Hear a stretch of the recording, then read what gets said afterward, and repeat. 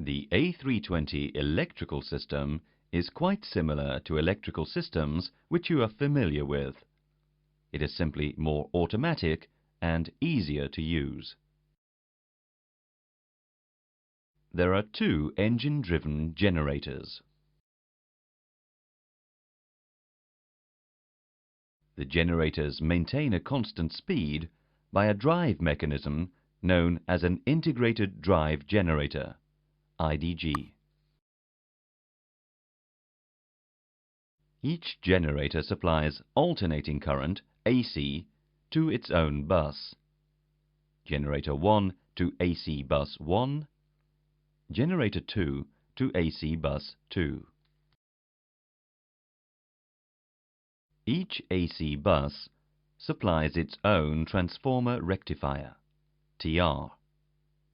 AC bus 1 to TR1, AC bus 2 to TR2. The TRs convert alternating current into direct current, DC, to supply their associated DC buses, DC1 and DC2. DC bus 1 then feeds the DC BAT bus, DC BAT.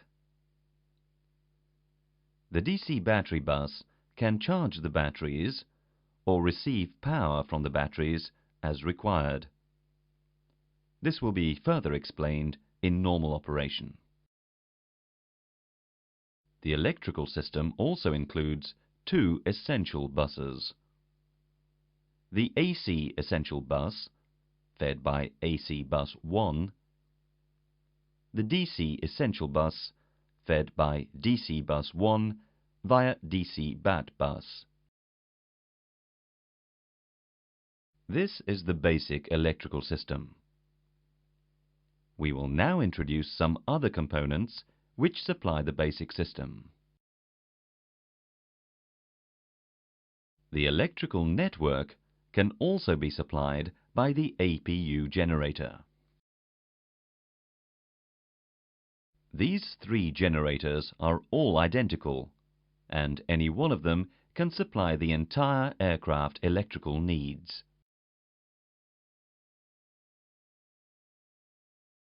On the ground, the aircraft can be supplied by an external power source. As a backup, there is a hydraulically driven emergency electrical generator, Emergen.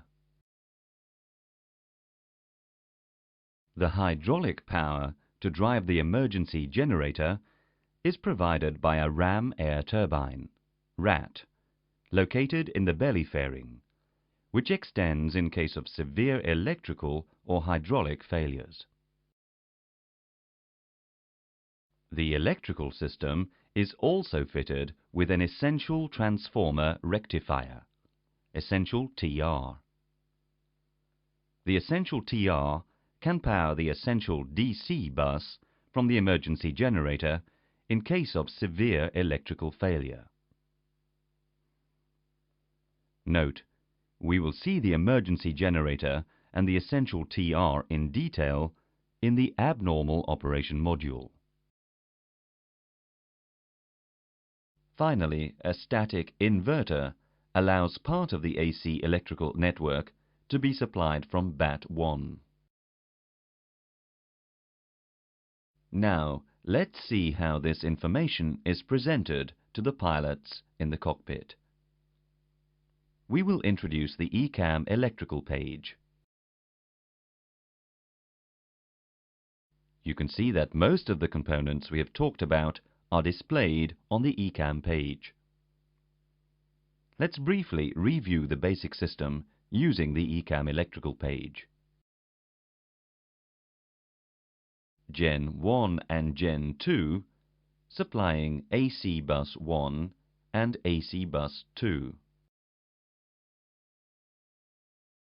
TR1 and TR2 supplying DC bus 1 and DC bus 2. Two essential buses supplied by the left side. the DC BAT bus, and 2 batteries. Notice that the static inverter is not displayed on the ECAM page. For simplification, the component indications had been removed. Let's now present them.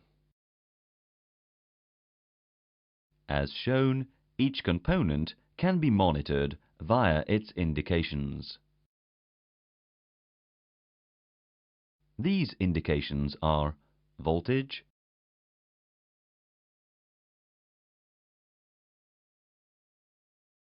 current or load for the generators,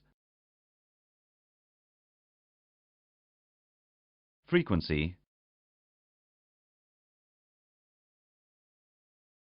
IDG temperature. You can also notice the different connections displayed via green lines. Let's now locate the various controls available to the pilots and associate them with the components displayed on the ECAM. The electrical panel is located on the overhead panel. For emergency cases, there is an emergency electrical power panel on the left side of the overhead panel. Now let's look at the relationship between the electrical panel and the ECAM electrical page. The battery voltage can be monitored either on the overhead panel or on the ECAM page. Each battery is controlled by a push-button switch.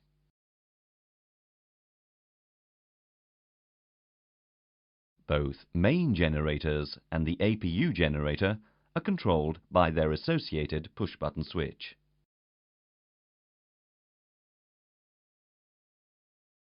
The external power is also controlled by a push-button switch. We will learn how to use it in the normal operation modules. The AC Essential Feed push-button switch enables the pilots to change the feed for the AC Essential bus from AC bus 1 to AC bus 2. The bus tie push-button switch enables the pilots to isolate one side of the system from the other. You will see and do this in the abnormal operation modules. In case of failure, these push-button switches enable you to disconnect an IDG from its drive shaft.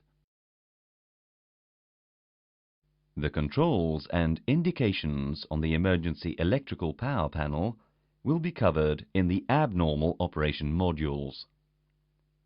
There is one exception. The emergency generator test switch is used by maintenance only to test the emergency generator. In this module, you have seen the electrical configuration on ground, with both engines running and with APU generator and external power available. We will introduce the different possible configurations in the next modules.